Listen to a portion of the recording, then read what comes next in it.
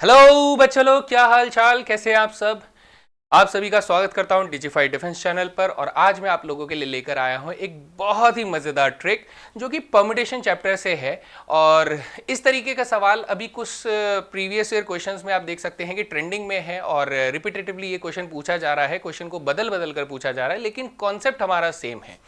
तो वो सवाल कुछ ऐसा है कि जहां पर आपको कुछ डिजिट्स दे दिए जाएंगे और उन डिजिट्स को इस्तेमाल करके आप जितने भी नंबर्स बना सकते हैं, उन नंबर्स का आपसे सम पूछा जा रहा है। तो आप इस क्वेश्चन को कैसे सॉल्व करते हैं, या तो आप इसे थ्योरेटिकली करते हैं, या तो आप नंबर्स बना बना कर करते हैं, या फिर आप शॉर्ट ट्रिक जानते हैं।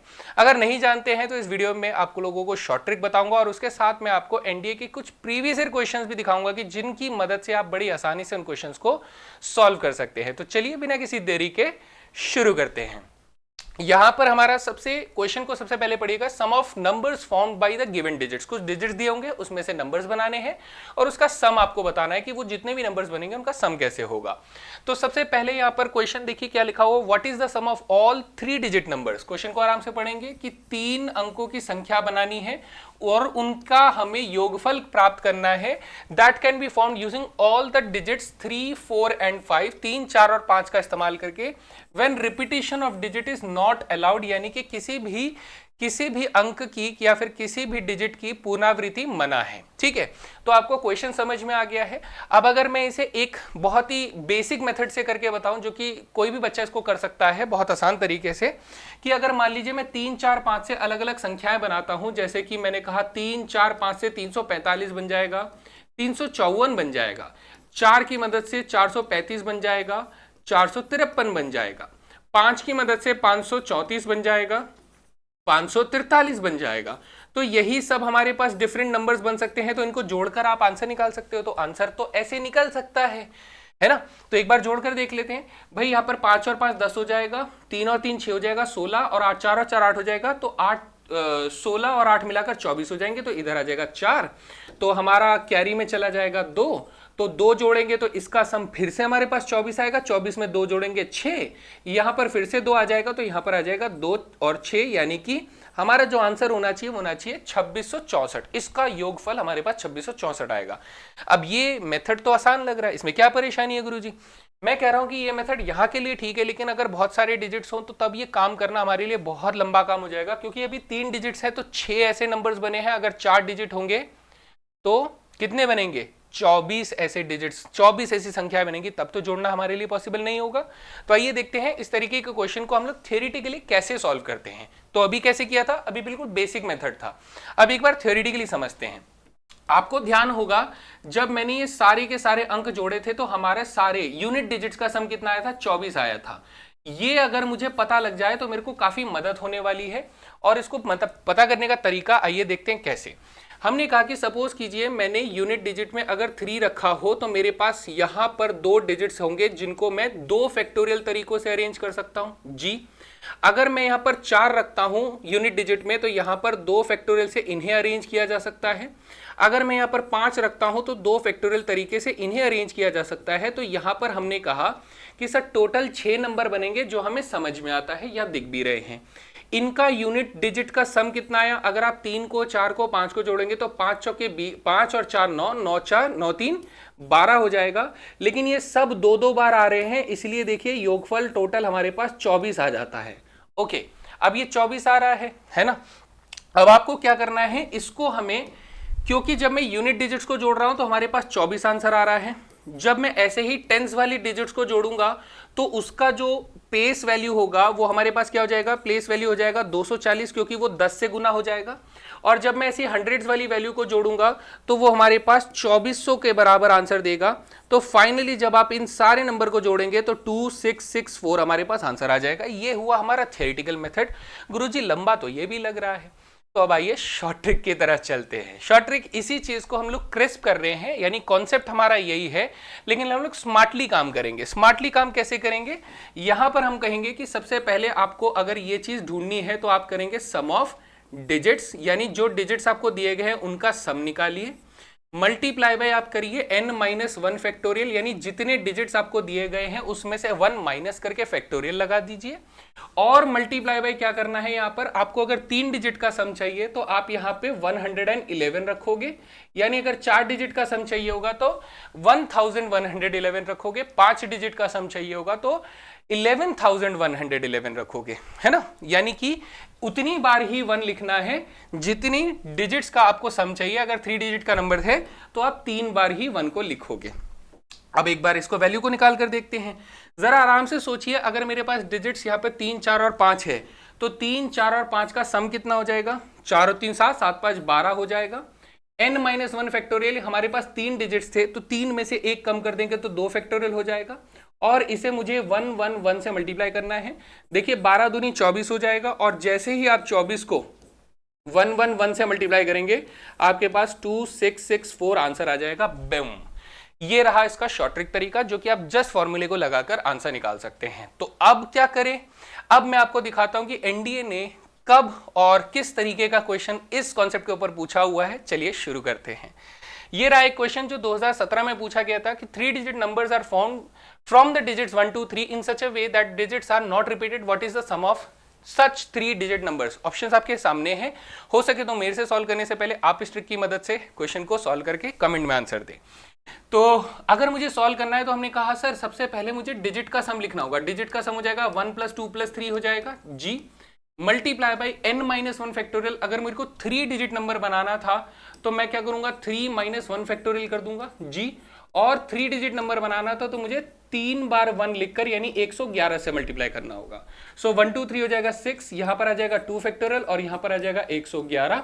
तो अगर 6 दूनी 12 होता है तो 12 को जब मैं 111 से मल्टीप्लाई करूंगा तो 12 एकम 12, 12 एकम 12 और 1 13, तो 1332 आ जाएगा।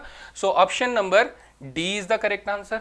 क्या ये इतना आसान सवाल होता है? एग्जैक्टली। तो आइए दूसरा क्वेश्चन देखते हैं, जो अभी ताजा पूछा गया था 2024 के फर्स्ट एग्जामिनेशन में। बच्चों को काफी दिक्कत हुई थी, हालांकि इसके ऑप्शंस काफी आसान थे, बट इसी के कंपैरिजन में अगर मैं इसका सॉल्यूशन देखूं तो इसके सॉल्यूशन में बच्चे कंफ्यूज हुए थे कि सर सॉल्यूशन कैसे करें, इसमें जीरो इन्वॉल्व है, तो जीरो से तो कभी कभी 5 डिजिट नंबर ना बनकर 4 डिजिट नंबर बन जाएगा। तो इसमें हम लोग क्या करेंगे, हम लोग पहले करेंगे 5 डिजिट में जो भी कैलकुलेशन हो सकती है वो सारा, यानी कि अगर हमारे पास 0 दे रखा है, 1 दे रखा है, 4 दे रखा है, 5 दे रखा है, और यही 4 डिजिट के नंबर्स हमें बनाने हैं। तो इसका सम अगर मैं निकालूंगा तो यहां पर हो जाएगा 3 फैक्टोरियल, क्योंकि 4 - 1 3 फैक्टोरियल हो जाएगा, और यहां पर मल्टीप्लाई किससे करेंगे, 1111 से करेंगे, है ना जी। तो 4 और 1 5, 5 और 1 9, 4 और 5 9, 9 और 1 10 हो जाएगा, और 3 फैक्टोरियल 6 के बराबर होगा, तो 1 1 1 1 से मल्टीप्लाई करेंगे तो यह आ जाएगा 60, और 60 को जब इससे मल्टीप्लाई करेंगे तो 6660, ये मेरे पास सम आ जाएगा। बट ये तो आंसर में है ही नहीं, ये तो आंसर में है ही नहीं। ऐसा क्यों हुआ? क्योंकि जब आप इन नंबर्स को अरेंज कर रहे होंगे तो एक ऐसी सीरीज ऑफ नंबर्स आपने बनाई होगी जिसमें फर्स्ट पोजीशन में 1000 प्लेस में कौन बैठा होगा, 0 बैठा होगा। तब वो नंबर जो है वो 4 डिजिट नंबर नहीं होगा, वो 3 डिजिट नंबर होगा। तो मैं चाहता हूं कि अब आप ऐसी संख्याएं बनाइए जिसमें 0 पहले रखा हुआ और बाकी 3 नंबर्स जो आप बना रहे हैं वो 3 डिजिट नंबर जो बने हैं वो 3 डिजिट नंबर्स का सम बता देंगे। तो इसके लिए हम क्या करेंगे, हम कहेंगे सर अब जो हमारे पास 3 डिजिट होंगे वो 0 के अलावा 1 + 4 + 5 होंगे जी। अब जो नंबर्स बन रहे होंगे वो 3 डिजिट नंबर्स बन रहे होंगे, इसलिए यहां पर हम लोग 2 फैक्टोरियल से मल्टीप्लाई करेंगे, और 3 डिजिट नंबर की वजह से 1 1 1 से मल्टीप्लाई करेंगे। तो 5 और 4 9, 9 और 1 10, 10 दूनी 20 हो जाएगा। तो यहां पर आ जाएगा हमारे पास 20 गुना 1 1 1, तो इसका आंसर आ जाएगा 2220 आ जाएगा। यानी ये वो वाली संख्याएं हैं जिनका योगफल आपने यहां जोड़ लिया था जो कि नहीं जोड़ना था। क्यों? क्योंकि ये तो 3 डिजिट नंबर्स थे। तो हमारा फाइनल आंसर इसके अंदर क्या हो जाता है, ये हो जाता है 66660 में से 2220 को अगर मैं हटा देता हूं तो मेरे पास अब एक्चुअल वाला आंसर आ जाएगा, that is 64440। So option number D is the correct answer. अब आपको सबसे मजेदार चीज अगर मैं बताऊं तो ये क्वेश्चन वैसे ही बहुत आसान था। आप इसे ऐसे समझिए कि अगर मैं 0 1 4 और 5 इनको जोड़ने की कोशिश करता हूं, मुझे पता है कि अगर मान लीजिए मैं 4 को रखता हूं तो 4 के बाद सबसे पहले सोचिए कि इसकी मिनिमम वैल्यू कम से कम 4000 से बड़ी होगी, है ना। और ये संख्या कितनी बार आएगी, ये संख्या 6 बार आएगी, है ना। क्यों 6 बार आएगी, क्योंकि ये 3 फैक्टोरियल से अरेंज भी तो हो रहा होगा ना, यस। यानी कि इतने का सम ही अकेला 24,000 हो रहा होगा। जी गुरुजी, सोचना, सिर्फ सोचना।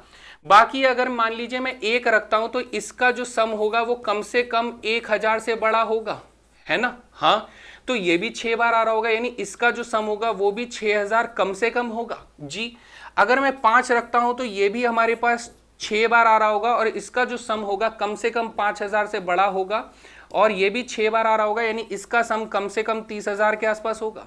अब मुझे एक बात बताइए दोस्त, अगर आपका सम कम से कम इससे 24,000 आ रहा है, इससे 6,000 आ रहा है और इससे बेटा 30,000 आ रहा है, तो 30,000 और 30,000 मिलाकर 60,000 होगा। तो 60,000 आंसर तो इनमें से कोई भी नहीं दे रहा था।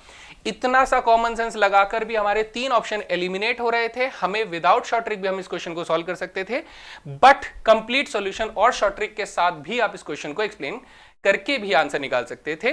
तो ये था हमारा इस कॉन्सेप्ट के ऊपर पूरा एक्सप्लेनेशन, साथ ही साथ शॉर्ट ट्रिक। तो अब आपको जो पसंद आए आप वो लगाइए, और साथ ही मुझे बताइए कि आपको इस तरीके के शॉर्ट ट्रिक्स और चाहिए क्या। तो मैं अभी आप लोगों के लिए जो कोर्सेज चला रहा हूँ वो बेटा एनडीए के लिए, एनडीए 2 2025 के लिए, एलीट फोर्स आप लोग जानते ही हैं। तो अब ज़्यादा देर मत कीजिए, क्योंकि बैकलॉग बहुत ज़्यादा कवर होने के बाद आप इसे ज्वाइन करने का कोई फ़ायदा नहीं होगा, क्योंकि फिर आप बहुत भगदड़ में पढ़ाई करोगे तो भगदड़ में पढ़ाई नहीं हो पाएगी, है ना। तो याद रखिएगा 500 का प्राइस है। बहुत सारे बच्चे ये कह रहे हैं कि सर जी डिस्काउंट प्लीज ले आइए। देखिए अब ना एक समय होता है जहां पर स्टार्टिंग में, बिल्कुल स्टार्टिंग में बच्चों ने सबसे पहले एकदम हॉट केक की तरह उसको खरीद लिया था, ज्वाइन कर लिया था। तो मुझे लगता है कि डिस्काउंट उन्हीं को मिलना चाहिए। लेकिन चलिए देखते हैं डिमांड कितनी आती है। इस कमेंट सेक्शन के अंदर बता दिया जाए कि क्या सच में बच्चों को डिस्काउंट की जरूरत है, तो वो कमेंट में दिख जाएगा अपने आप। तो अगर ऐसा कुछ लगेगा तो बात करेंगे इसके ऊपर, है ना। तो ये बैच अभी रनिंग है बेटा, काफी सारी क्लासेस हो गई हैं। अगर इससे ज्यादा देर करोगे तो आप लोगों को काफी नुकसान होगा। फिर मैं खुद से भी रिकमेंड करूंगा कि भाई इससे ज्यादा देर करते हुए मत लो, क्योंकि आपका बहुत नुकसान हो जाएगा, ठीक है।